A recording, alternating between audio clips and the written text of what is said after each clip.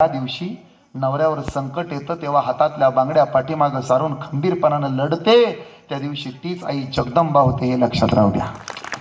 एवढा अधिकार तुमचा आहे, एक लक्षात ठेवा. माझी तळमळीची प्रार्थना आहे गोनवडीकरांना, तरुण पोरं, म्हातारी माणसं सगळेजण, घरातल्या देवीला भजा, घरातल्या बाईला देवी माना आणि तुम्ही सुद्धा देवीसारखं वागा. त्याच्या खाली 2-4 रेषा ओढून घ्या. ही पण महत्वाचं आहे. आता बदल करायचा. आता कीर्तन लक्षात आलं.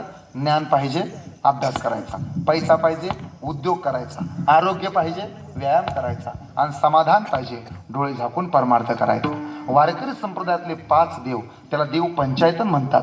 माझ्याकडे बघा. पहिला देव आहे गणपती, दुसरा देव आहे देवी पार्वती, तिसरा देव आहे भगवान